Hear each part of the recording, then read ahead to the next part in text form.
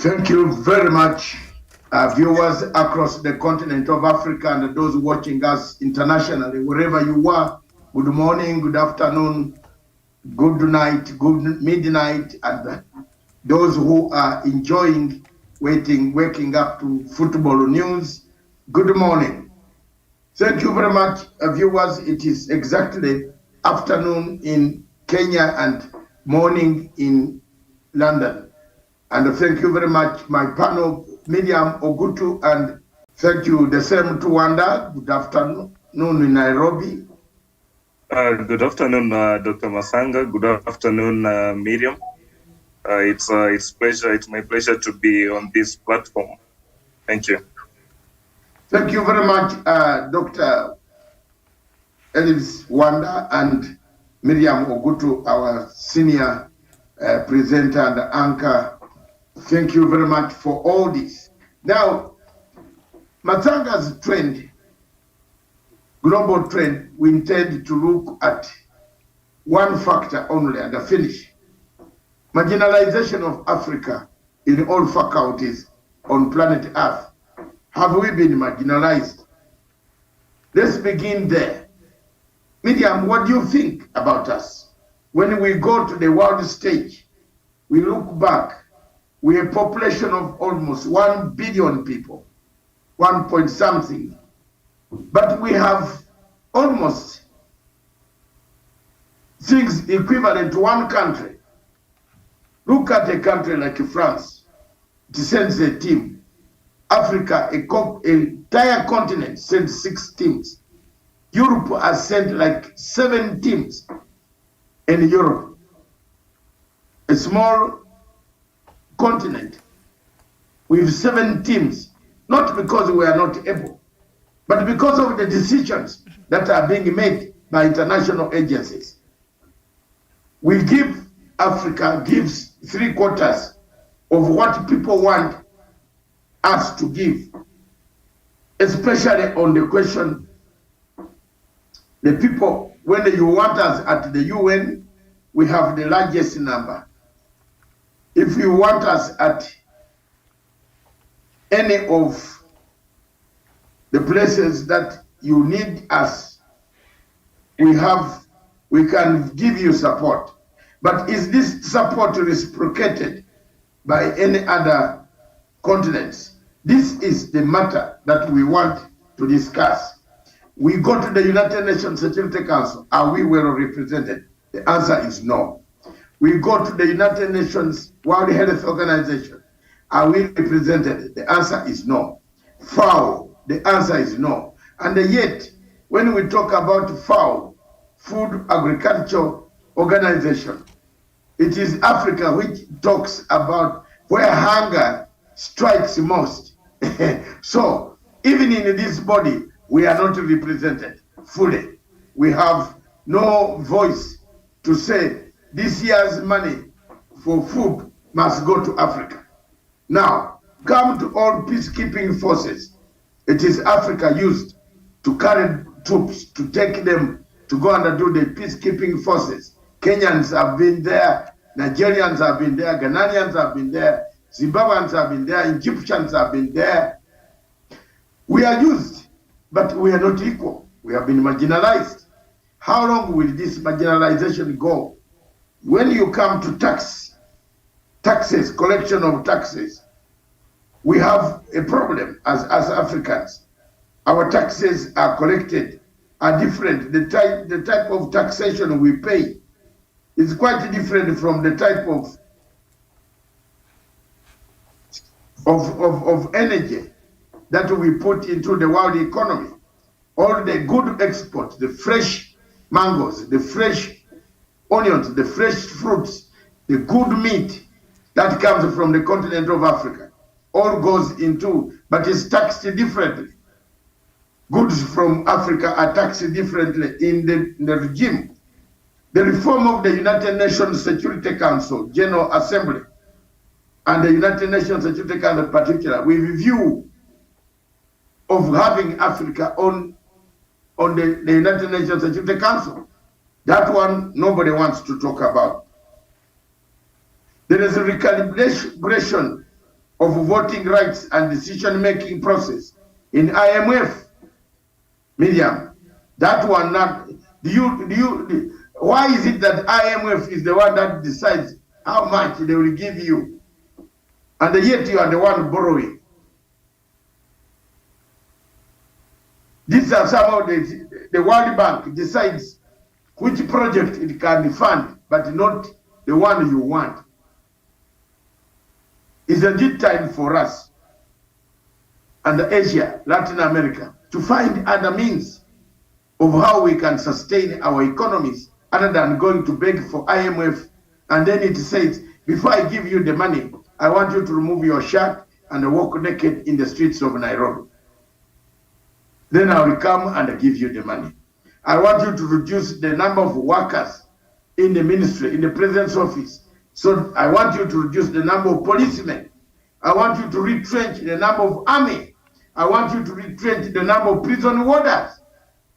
These are some of the realities that African heads of state and African nations are not talking about. And it is a sad state that this thing is growing and growing and growing into a very organized, marginalization. We have no say, almost no say. International trading systems. If you want to trade, you have to get some permission. For example, Zimbabwe wants to export its diamonds. There is a body that has been formed by countries that don't have the diamonds, but they control you how much diamond you should dig and bring to the market. Is that equality? Look at that. Look at the creation of global integrated program for commodities, agriculture and mineral that would ensure that there is supply on equitable terms. We don't have it. Africa is marginalized on that one. The creation of currency based on special drawing rights that could safeguard the development interests of Africa. We don't have. If you want to draw some money in, you can't print more dollars than the Americans themselves. They print, you see, the dollar that we run for is just money. It's just paper. But we give them our gold, they give us a paper. Why are we not able, the central CBK, why is the CBK not able to print based on the diamonds, based on the gold that they have in their reserves? Why can't they print the money that they want from that money, from the gold, then sell the gold, sustain the money? We can't be allowed. There is the question of a global tax on the brain drain. Many Africans are being carried out by lucrative jobs in the north, in the metros of Europe and America. Are we getting taxation on that? What is this taxation? We work hard 24 hours. Why did a country like Switzerland have more money and stability? Because people who went to bank money in Switzerland, Miriam, died and their PIN numbers were not known. So if you have banked their money, $10 million, nobody has your PIN number, and you have an accident in Africa and die. Miriam, who can give you the money? Where does that money go? Such are the things that we should be discussing. And such are the things that the governments in Africa should begin discussing. What do we do? The world is not equal. We have reforms of the global information and communication order to allow a greater north-south balance. It is not there. Is it available? CNN, MANS, even Africans ourselves, we intend to go to the CNN. How many African rich people do African rich people? How many of them? And let's be sincere, advertise with African television stations. You would like to appear on CNN and tell your person, today, watch me, I'm on CNN. But the African television stations that have grown up, Citizen, News Central, nobody wants to see what an African is speaking. But somebody would like to see what type of news fictitiously that Larry Madeo, is it Madeo, has collected from by dancing with a lion or dancing with a leopard or dancing with an African somewhere, doing African jigs like this. Then that is news, and you will see it makes more likes than ourselves discuss. Miriam, back to you. I think I've just opened up the Pandora boxes where we are not equal. The global trends. And lastly, football. Look at the football that we are playing. Look at the 6 teams that we are given. It's actually 5, not 6 this time. Five teams. European Africa. Europe has 13 teams accounting for 40% of the football. And yet, it is us. In fact, if you look at the income of how many people have paid to go to Qatar, there are more Africans who have paid from their hard-earned currency, which is now being used in Qatar in plenty and millions. Yet we have the population, we have good players, we have, what is wrong with us, Africa? That is my question. 5 teams against 13 from Europe. Are we equal? Are we equal as a continent? Of course we are not. Okay, there you are. Let's brainstorm there. Let's brainstorm there. There's no order here. You can come in at any time. We're not equal, and we will never be equal, because that is how the international geopolitics has been designed, the global south. That's where we are. And when you look at how all this has been designed, international relations and diplomacy, we know it's just a struggle for power. So in the struggle for power, there has to be some level of hierarchy. We cannot all be superpowers. We cannot all be middle class countries. So they have to make it like that. That's why we have things like the third world and things like that, because there has to be some power balance. At the end of the day, it's all about power. So what we see today, that is exactly how they want it. And I think Africa, we have unfortunately accepted our position in the global world. So it is by design, and unless Africa, we decide we really want to change how things are done out here, then we will continue. The global south will continue suffering at the expense of the global north and the rest of the world. But it is by design, and things will not change unless here in the continent we decide to do things differently. What would you think we should do differently, Wanda? What can we do differently? Now, Miriam says it is a global geopolitical trend. It was designed like that. Power struggle.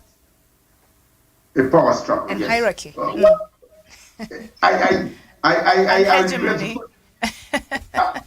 I will respond to Miriam later, but Doc, what do you think we can do better? What can we do to balance, to bring the inequality, the marginalization to an end?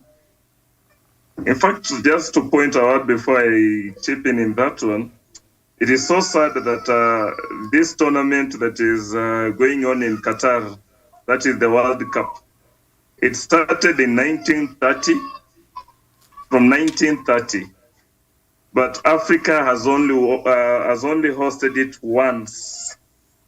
From 1930 to date, we have only hosted that World Cup as a tournament once in 2010 in South Africa.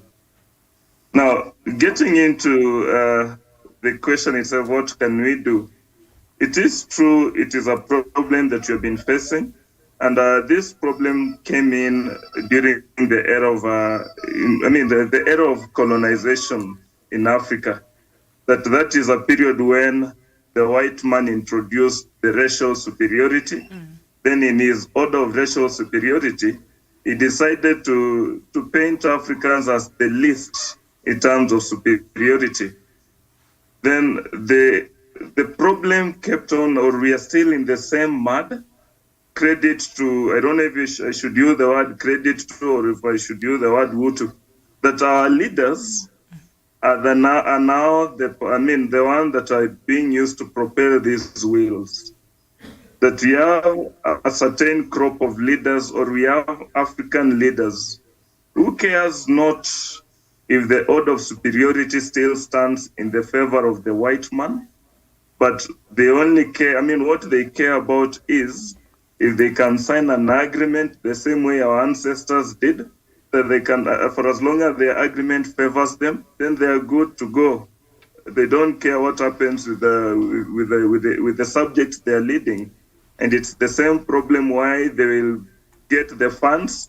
Then these funds will be used to go and buy the machine guns and all sorts of weapons to come and kill their own subject, kill our own people. So what should we do as Africans?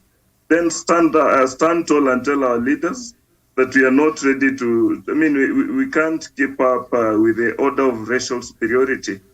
That if you want to go the route of the superiority, if you want to bow down to this person that are giving you money and be used to rule against us, kill us, and do all sort of dirty things, then we will equally push you out. The same way the Sahel region are doing to the French, that these guys in the Sahel region have now decided to hell with the French, French hegemony in our region. We'd rather go the Russian way. So if our leaders want to go the French way, then we'll kick you to go with the French. Therefore, the problem with the racial superiority and the marginalization of Africans all lies with what was crafted in the racial superiority, and it's being propelled by our own leaders with the fake democracy that comes from the West. Therefore, the fake democracy ends up planting in the leaders that ends up bowing to the fake racial superiority. Thank you. Doc. When you talk about fake democracy, who brings the fake democracy? The global north, the Europeans. They came, and while we were having our own way of life, they changed everything, and they did it so well through Christianity. So that was used to soften our hearts while they brought in whatever it is they brought in. So we still have. So Miriam, why can't we, let me a devil's advocate, why can't we reject? Yes, we can, and we have the power. Unless Africa one day gets tired of being played as a pawn in these global proxies and what we see playing out there, and now they've brought it here. Because even for Mali, a good example that Prof there has alluded to, replacing France with Russia, you're still not solving the problem. We are still not having an African solution for an African problem. So we are still not solving. So until we get tired of being treated the way we are being treated in the global community, until we decide we are going to take our own future in our hands, and that spirit of Pan-Africanism. Until we are sincere. That spirit of Pan-Africanism from our forefathers, until we get where Patrice Lumumba and the rest of them were, we will continue losing it as we already are. I agree. I agree. 100. Yes, Wanda. There's a time I asked my students, I presented two photos, one of a white man, then the other one of a black man. Then this is what I asked my students: between these two faces, a white man and this black man, whom do you think is more bright? Whom do you think is richer than the other one? Has a bright future than the other one? Then they all told me the white man. Yes, because you also presented the picture of the white. of which now this is the problem that has been happening in Africa.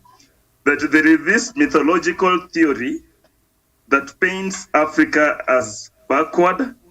There is this mythological theory that paints Africans as parasitic continent with people that cannot stand on their own. people that are very poor. And such kind of mindset, such kind of mythological theory has gotten into the heads of the young to the old generations. That even our leaders do not believe that they can run our governments without the support of the West. Even the AU itself do not believe that they can run the affairs of of Africa, without leaning or without looking looking for the support from the West. Therefore, it is not unless such kind of thinking is washed out or squashed out, that's when we'll be able to probably craft our own ideas and move with them. But for as long as we still look at ourselves as the weak persons, we look at ourselves and paint ourselves as the poor continent. We end up saying Congo is the richest in terms of the untapped minerals, but at the same time we look at it and say these guys are poor. And therefore, there is this kind of mythological theory that is crafted and was put in the heads of our people, of which it is being used year in, year out to still put our people as the second humans, not the first class of humans outside there. And therefore, that kind of mindset is a big issue. Don't you think it is ourselves that have encouraged some of these things? And yes, we have a dog. Very true. Look at us. The population of Africa, as per Thursday, November 24th, stood out at 1,417,418,143. So 1.4 plus billion people here in the continent. The population of Europe is just about 446.8 million. So, and then you mean to tell us a population of 1.4 billion gets fewer slots in the World Cup compared to a population of 446.8 million? Make that make sense to me. And why do we not have a representative even at the United Nations? Like, if we just look at that, I don't know, but it is our fault because we can't keep blaming these people, I think, forever. At some point, we have to take up responsibility and say, what is it that we can now do differently from what we have to make sure we chart a different route for Africa? What about this one, Miriam? Why don't we walk out? Possible. We could do that. Why don't we walk out and create our say, own, for example, on FIFA, when FIFA is meeting, when they are allocating these cups, the football match, the people going to play, Africa has got 54 countries, and they are all members of FIFA. Walk out and stay away. The problem we have is, and that's why I brought this topic for us to engage ourselves. The problem we have is that money has taken a very serious direction, has taken us to dangerous positions, destinations. Look at the FIFA awarding Qatar. If you look at that film, did you see that documentary? Where one African said, why are they 1.5 to my account? I don't care. But if they had walked out, all of them, and said, the decision you make, you can play your football, Africa will try to play its football. Still, we shall have our money, we shall have Mohamed Salah, we shall have very many players on the continent that will be needed to be paid to go to Europe. And we shall earn that money and hyper the price. Because we are not in a, we don't want to be part of you. You come and buy, go to Egypt and say you want to buy more. Mohamed Salah. They tell you no, per week we want $200 million. They will pay. But because we agree, because the money, officials have already taken bribes. Our officials at FIFA take bribes. Whom are we to blame? Ourselves. We are to blame. If we, Miriam, I tell you, go to a restaurant in this country, in your country, in Kenya, for example, in London, is different. It is our, in London, the white people start serving us back faster. Affirmative action. Yes, they serve us faster. If you are in a restaurant, they will come to your table faster. And here is the opposite. In Africa, is the opposite. And the one thing that has shocked me, I was in a hotel, I will not mention it, somewhere in Kenya. I sat there with my PA, we wanted food. We sat, the ladies kept on going, bringing food on this table, another one carrying a big tray, and nobody, and another one standing at the door to open the door, not even to come to say, please give us 2 minutes, we are coming to you. No. They were serving the table of our European guests. The white people. Yes. Yeah. Then after that, they came to us. So they said, so, Sasa, Doctor, Sema. I said, After 20 minutes, we have sat here. And now you are coming, and you are very many of you. Why can't you tell one person to come and serve us, and the rest can serve those people? Okay. One of the most exciting things that shocked me, I observed the people on whom were given the first-class service. When the money came on a tray like this, in a pay bill, on a tray with a receipt there, the gentleman, the Mzungu, opened that cover, took the coins, even the coins, removed the note, the coins, and put them in the in the pocket. Honestly, no tip, no what, and they went. So then now it was coming to evening. I wanted my bill, and I guess what these two ladies came to me to. Said, Sasa daktari, tutaenda namna gani? How shall we be going? We don't have any transport. I looked at these girls and I said, if you knew that I was useful, you would not have made me to sit for 25 minutes waiting for service. And the Mzungu you rushed to serve took even all the change. And the girls said, looked at each other, said, oh, no, doctor, it is not like, I said, no. I'm sorry. Go and ask those guys to give you the tip, the money for transport. I'm not giving it today. I just walked out, we went. After I had read a riot act to them, why do you get, and I get this all the time. Can I tell you this? When I go to hotels, I get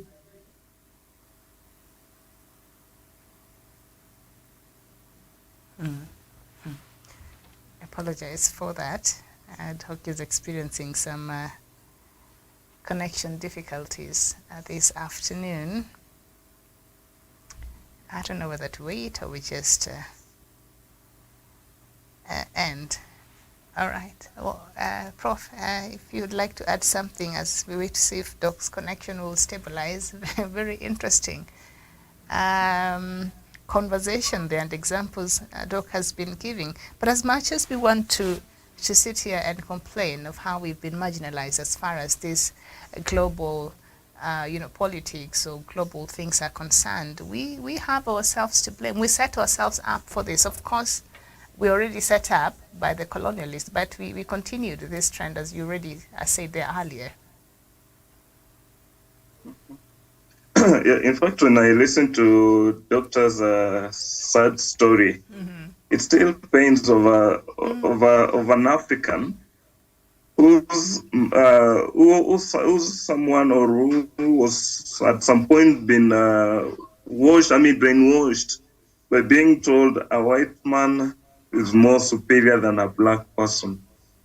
that if those ladies knew that, if those ladies, someone had painted into their minds that this black man seated here, this daktari, can help you by getting you that fare,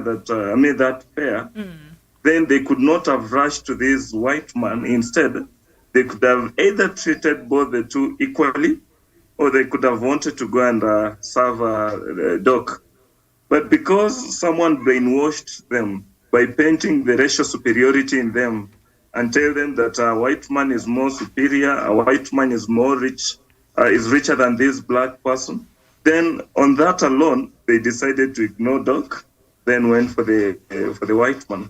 Then the beauty of this is that at the end of the day, their thinking was wrong, their mindset was wrong, that a black man can be more powerful, can be more human, can be more generous than this white person.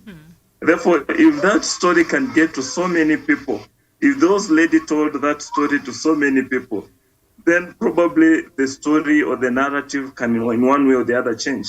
Now, getting back into we ourselves to blame, this person, this statement that some people will always use and say, being born poor, it's okay that I'm born poor, it's not your making, but it only becomes your making if you die poor. Now, being where we are, or finding ourselves where we are, that you are marginalized, you're being looked down upon, there is this order of racial superiority that you have, that you are born, then you find it there. It is okay that it's there, but living by it now becomes our making, becomes our problem. That if we look at racial superiority and feels like it's bad, then why do we end up going to it?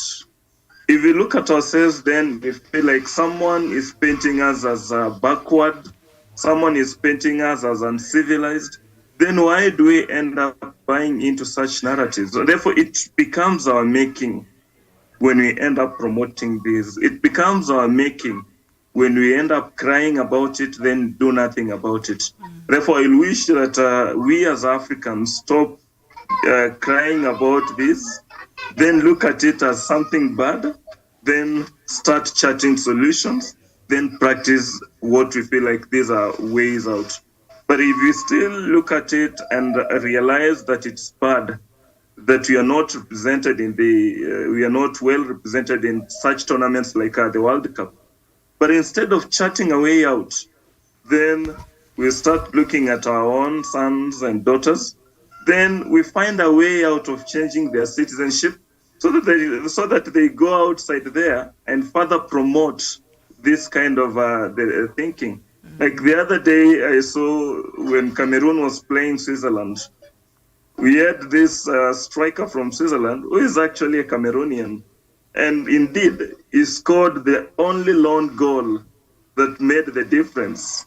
Now, the Cameroonians back home in Cameroon, they went on riot. They started demonstrating, going all the way to the house or the home of Mbolo, the striker, in the sense that why have you scored against us?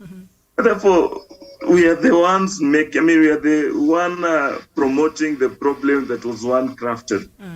That it's time that we get, we have a serious discussion, a candid discussion, realize that A, B, C, and D are happening which are not good. And therefore, for us to find a solution to them, let us start doing A, B, C, and D. This footballer that at times people tend to look at him as either someone who doesn't know what he's doing, but there was a time I liked what he was trying to suggest. That is Mario Balotelli. There was a time Mario Balotelli looked at racism in football. Then he told other black footballers, Mario Balotelli plays for Italy. Now, Mario Balotelli told other African players, he told them, we are being paid some good money out here. Let us get together, identify a number of African countries, contribute and promote African football. We either build stadiums, Then at some point, we stop playing for English Premier League. We stop playing for Serie A and all these tournaments. We go back to our continent. Because these guys are coming to buy us to get us to come and play for to play in their tournaments, promote their football. Let us promote our own. Then they will come to us, they'll want to come and play for us. And that's the only way we'll be able to end racism. Believe me, no, 0 African player supported him. Therefore, it's time that we look at what's happening out there. Instead of taking a knee and clenching our fist up in the air, that is not solving the issue. Instead, let them or let us and everyone craft proper ways, then start acting on them. Miriam. And I wouldn't agree with you more, Dr. Wanda Wesonga. We must stop playing victim now. I mean, how many years have we been independent? Over 60 years. So we have to take charge of our own affairs in this continent. And the way the global politics have been crafted, we shall continue to suffer. Balance of power. There has to be those who are up there, and they need people to serve them from down here. So they will never agree for some of these countries, especially the global south, to match that level of power and that level of development. So we have to decide for us, and we have to decide what kind of Africa do we want, and what can we do to ensure that we're able to achieve that by ourselves. So unless we really wake up from that and smell the coffee and realize it's only us who have the power to change us, then we shall continue complaining about how we've been marginalized, because that's how it has been crafted. That's how it has been crafted, and they will ensure that they maintain the status quo unless we decide to change that. Thank you so much, Doc, and thank you so much, Dr. David Matsanga, who suffered a bit of a technical hitch, but also I think we were getting towards the end of the show. I'll see you here later on at 3 p.m. with more conversation from across the continent of Africa. My name is Miriam Mogotu. Thank you for watching. Bye-bye.